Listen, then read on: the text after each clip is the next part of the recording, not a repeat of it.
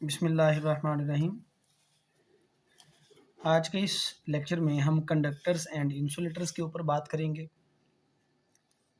Materials are commonly classified based on the ability of electrons. आमतौर पर हम materials को इलेक्ट्रॉन्स की सलाहियत की बुनियाद पर क्लासिफाई करते हैं, दर्जाबंदी करते हैं, उनके ग्रुप्स बनाते हैं। कौन सी एबिलिटी है? टू फ्लो थ्रू देम, कि इलेक्ट्रॉन किस तरह से मटेरियल्स में से फ्लो कर सकते हैं। In some materials such as metals, कुछ मटेरियल्स में जैसा कि मेटल्स हैं, electrons can move relatively freely. Electrons free का मतलब है आज़ादाना तौर पर, इलेक्ट्रॉन्स आज़ादाना तौर पर मूव कर सकते हैं।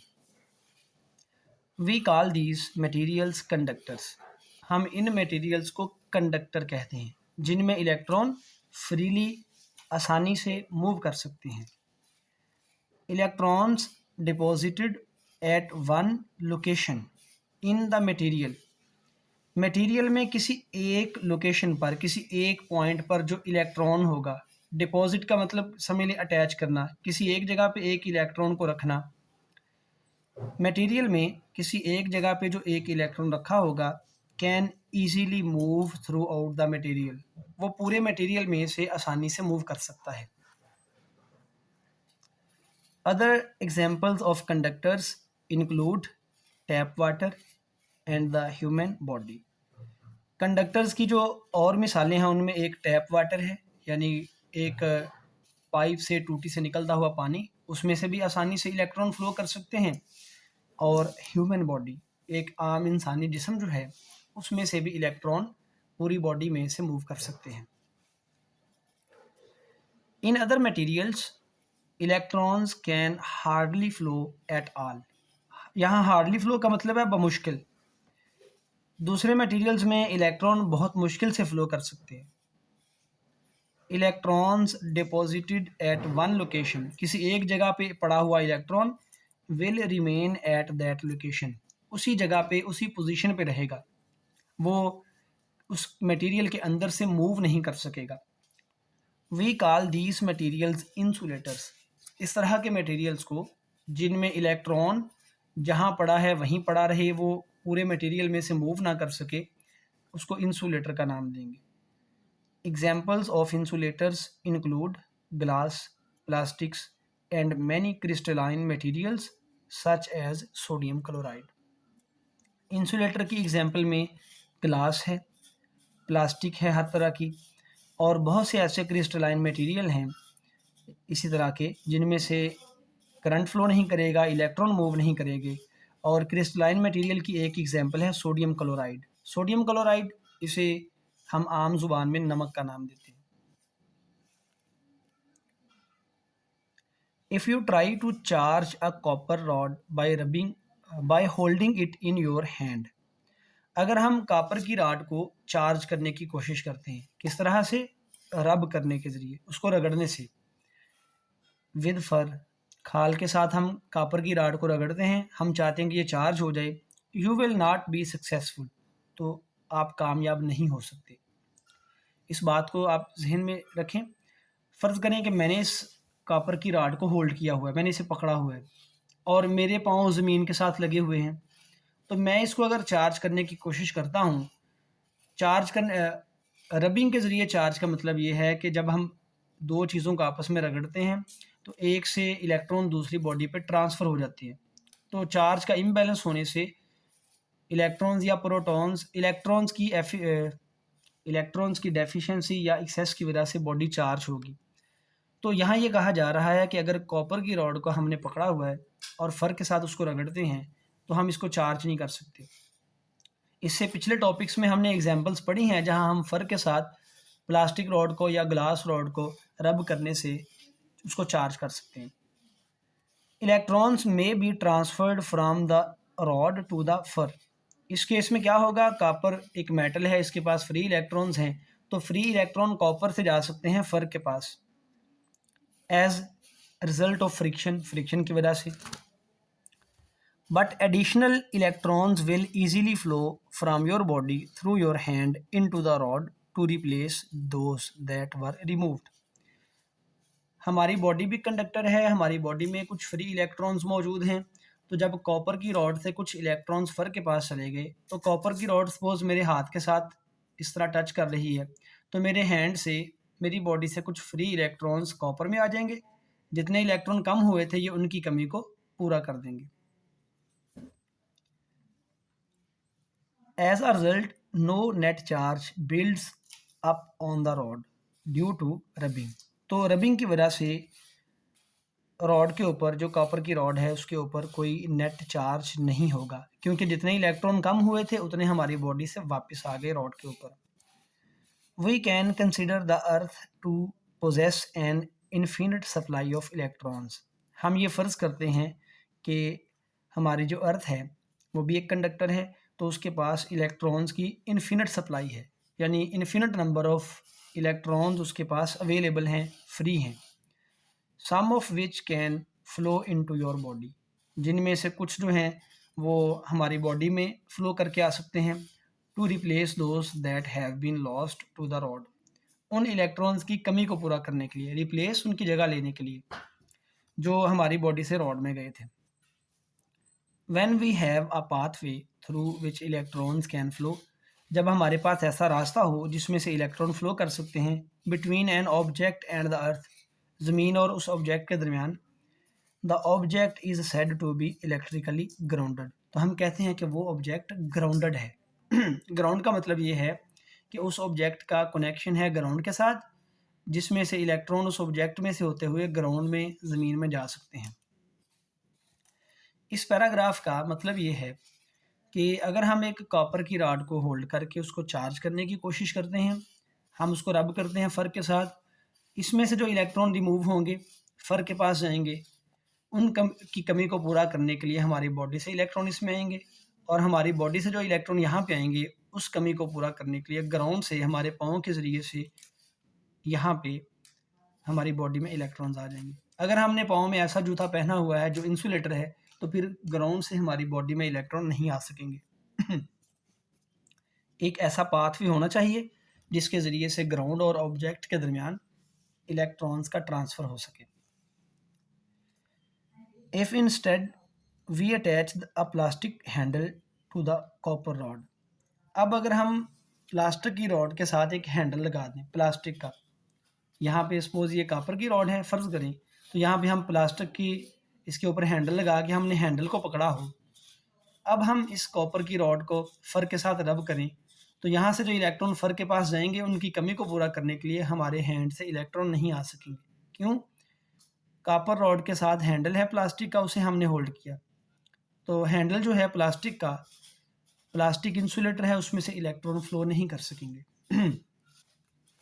We find that we can build up a charge by rubbing it, अब हम कॉपर की रॉड को रब करने से उसके ऊपर चार्ज बिल्ड कर सकते हैं, चार्ज पैदा कर सकते हैं, यानी चार्ज का इम्बैलेंस कर सकते हैं। The insulating handle blocks the flow of electrons, जो प्लास्टिक का हैंडल है वो इंसुलेटिंग है, इंसुलेटर है, वो इलेक्ट्रॉन के फ्लो को रोक देता है, उसमें से इलेक्ट्रॉन मूव नहीं कर सकते। So it blocks the flow of electrons between the rod and your body. Isolated atoms of a conducting material such as copper generally contain loosely bound electrons that can easily be detached. Detach का मतलब है किसी चीज़ को हटाना, दो चीज़ें ऐसे जुड़ी हुई हैं, एक को उससे रिमूव कर देना, हटा देना, डिटैच कहलाता है।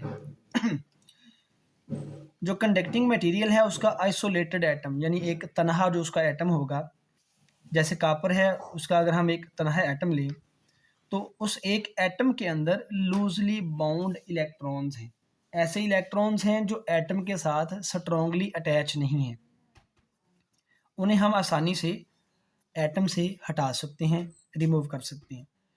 Leaving a positively charged ion, और पीछे क्या रहेगा? एक पॉजिटिवली चार्ज्ड आयन रह जाएगा।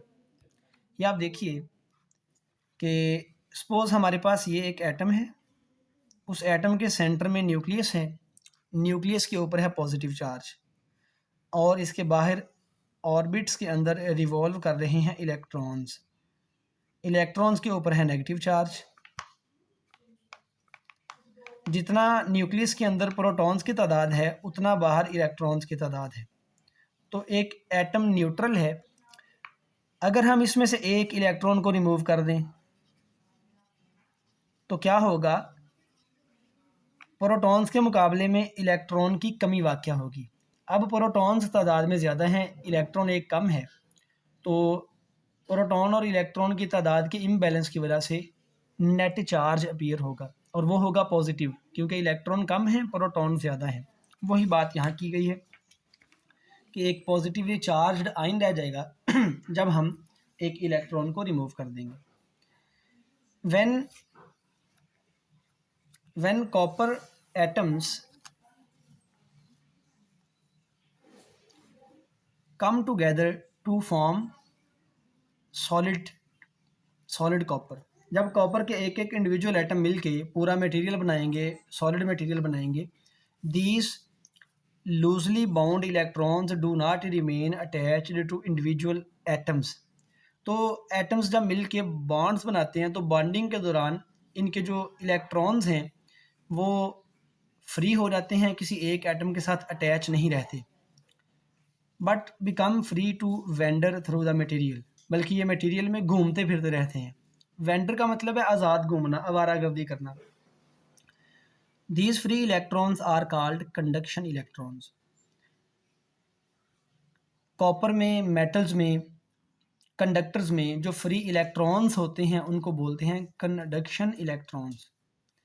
इन copper a typical conductor, copper जो कि एक आम कंडक्टर है, there are about 10 to 23 conducting electrons per centimetre cube. एक सेंटीमीटर क्यूब वॉल्यूम में 10 to 23 इलेक्ट्रॉन्स मौजूद हैं। कैसे इलेक्ट्रॉन? कंडक्टिंग, जो फ्री हैं, जो मूव कर सकते हैं। The positively charged ions are not free to move. और जो पॉजिटिवली चार्ज्ड आइन हैं जिनमें से एक एक इलेक्ट्रॉन डिटैच हो गया है, वो एटम अपनी जगह से मूव नहीं कर सकते, वो आइंस हैं।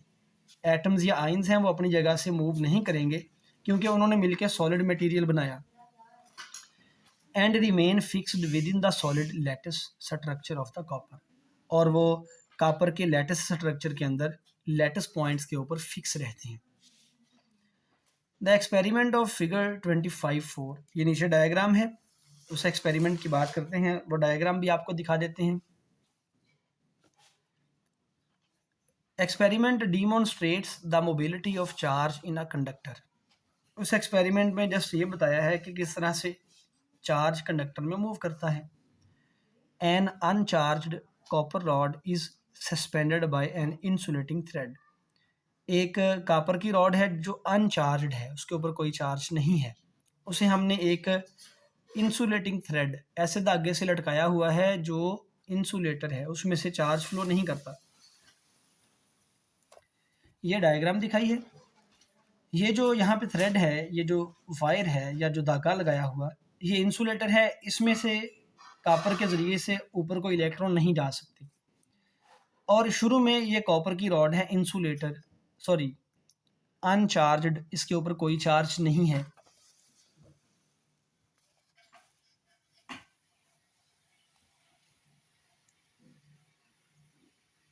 When a positively charged glass rod, अब ग्लास की रॉड है जिसके ऊपर पॉजिटिव चार्ज है, is brought near one end of the copper, copper के एक सिरे के करीब लाई गई है। ये सपोज करें कॉपर रॉड है, अनचार्ज्ड है, और उसके करीब हमने एक ग्लास की रॉड रखी, टच नहीं कर रही, थोड़ा फासले पर है, और ये जो ग्लास की रॉड है इसके ऊपर है positive charge. The mobile conduction electrons in the copper are attracted by the positive charges on the glass। Copper के अंदर जो फ्री इलेक्ट्रॉन्स हैं, मूव कर सकते इलेक्ट्रॉन हैं, वो कॉपर की रॉड की तरफ अट्रैक्ट होंगे। इसे हम यहाँ डायग्राम से डिस्कस कर लेते हैं। सपोज ये कॉपर की रॉड है और इसके अंदर ये फ्री इलेक्ट्रॉन्स हैं, ये मैंने छोटे छोटे डॉट्स लगा दिए, हम बड़ी डायग्राम बना लेते हैं। ये कॉपर की रॉड और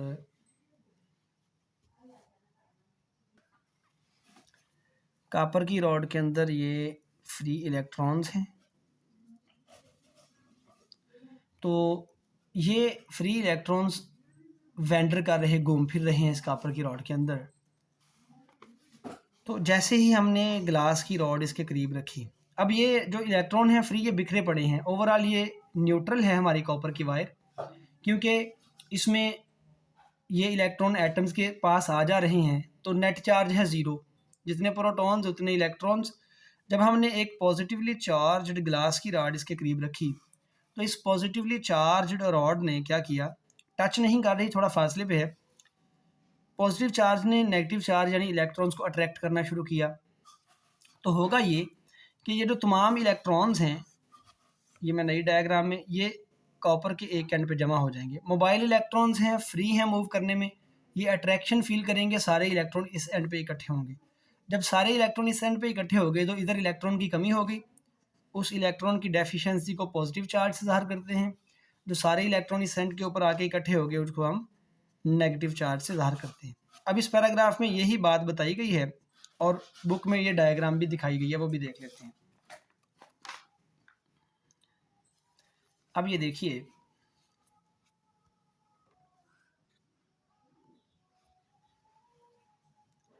the flow of electrons to the near end of copper leaves the far end with deficiency of electrons. Electron एक एंड पे जमा हो गए तो दूसरे एंड पे इलेक्ट्रॉन की कमी वाक़या हो जाएगी और वहाँ पे नेट पॉजिटिव चार्ज होगा। The negatively charged and of copper rod and positively charged glass exert attractive forces on one another। ये ग्लास रॉड और कॉपर की रॉड जो हैं, उनके जो ऑपोजिट चार्ज वाले एंड्स हैं, ये वाले, ये एक दूसरे के ऊपर अट्रैक्टिव फोर्सेस लगाते हैं। ये डायग्राम बुक में बनी हुई है, आप देख सकते हैं साथ। अब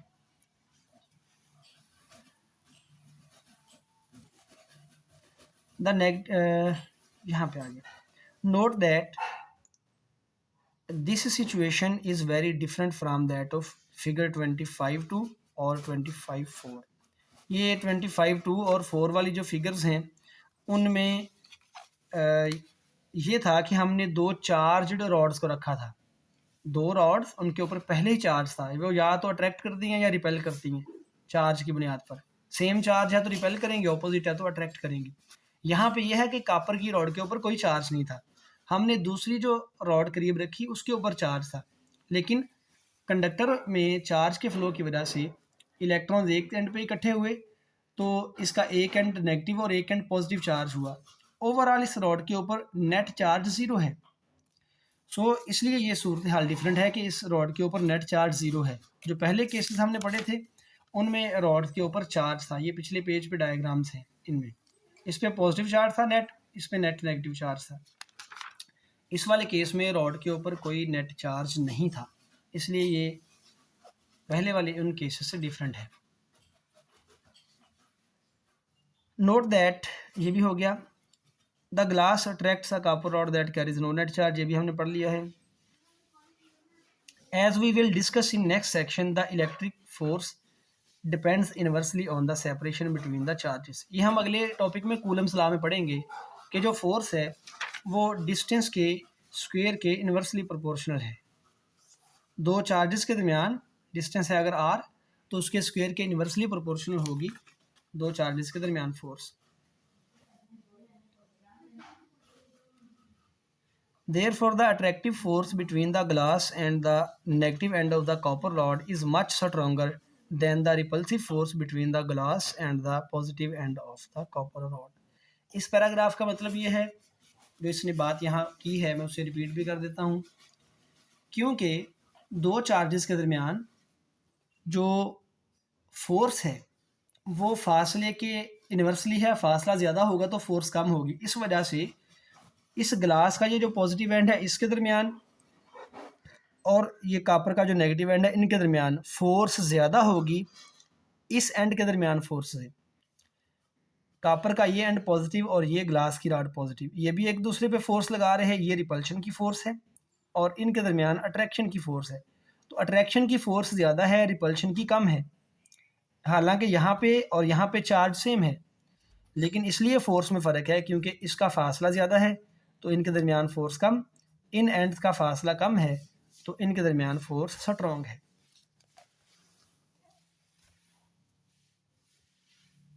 if instead of positively charged glass rod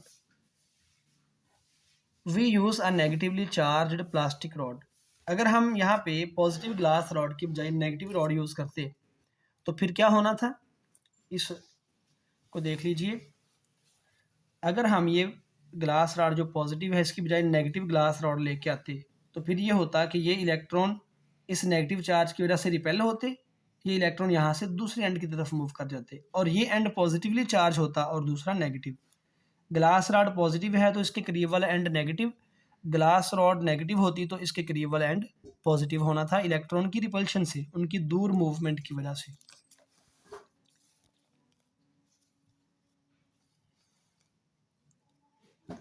We used a negatively charged plastic rod, the effect would be the same, an attractive force between plastic and the copper. Effect same होता कि अट्रैक्शन ही होती। In this case negatively charged plastic would repel the conduction electrons of copper, इस case में electron repel होते उस and से, leaving the near end of the copper with positive charge.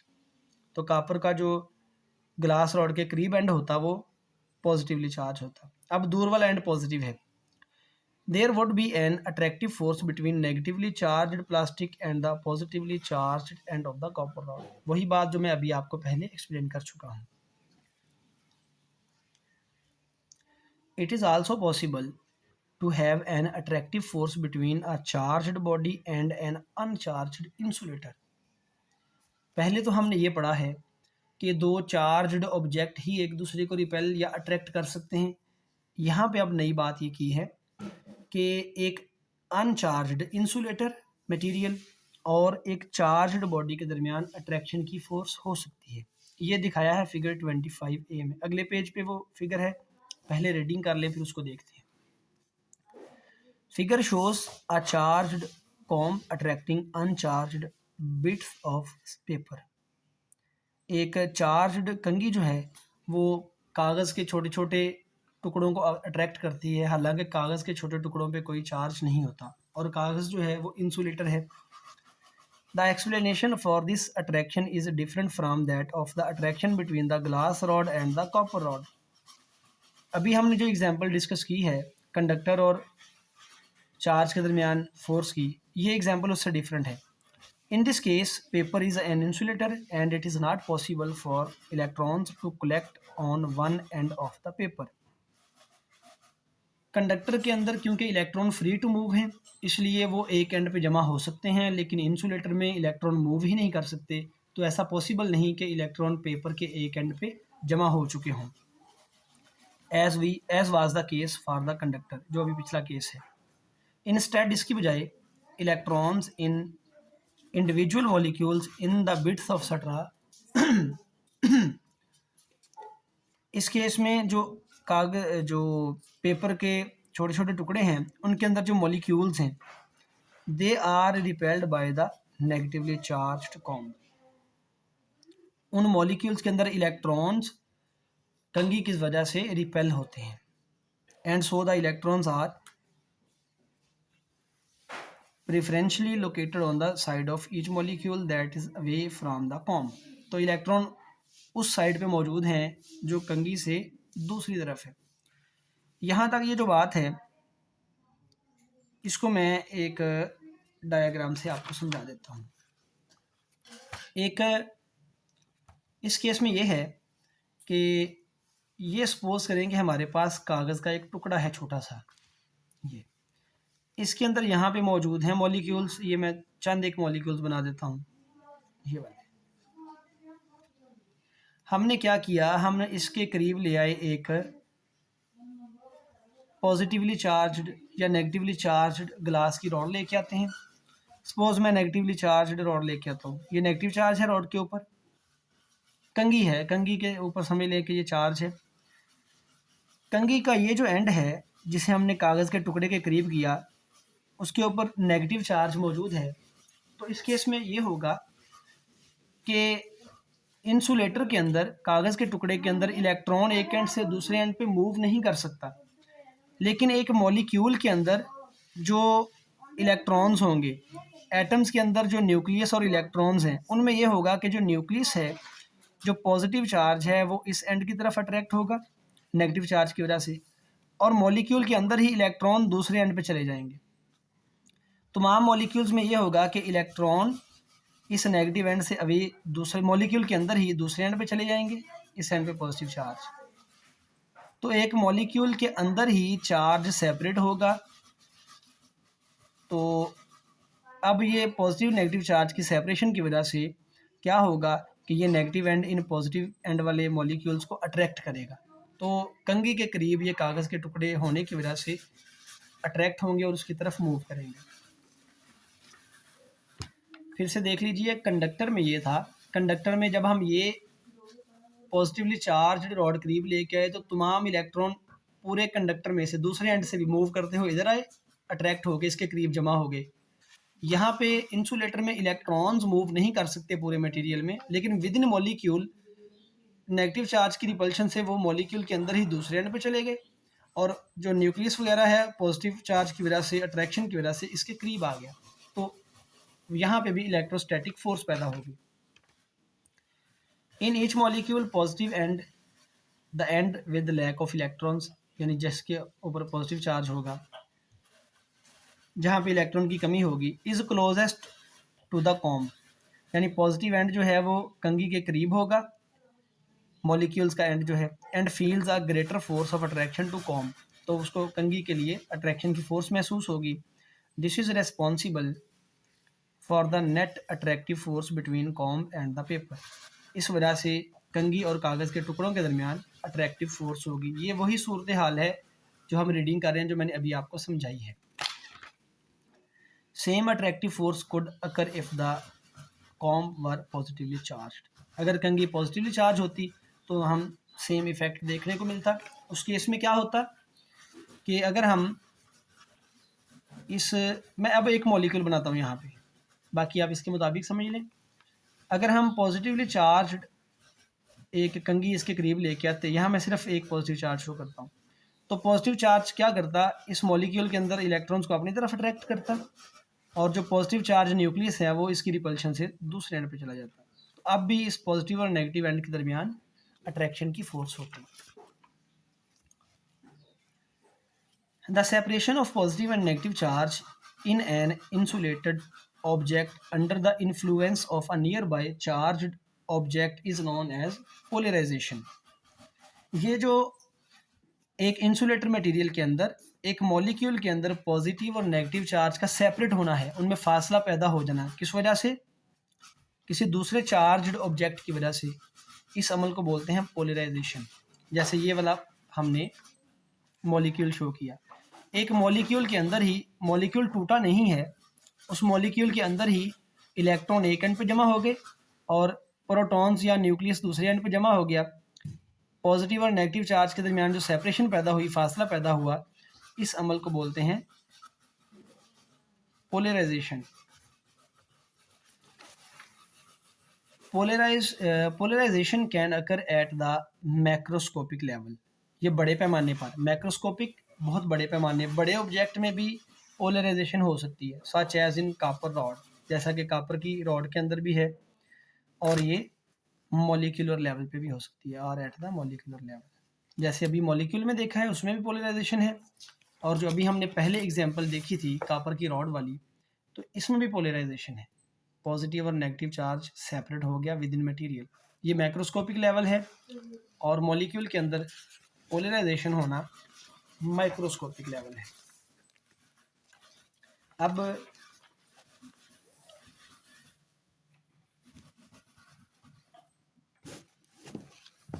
ये देख लीजिए,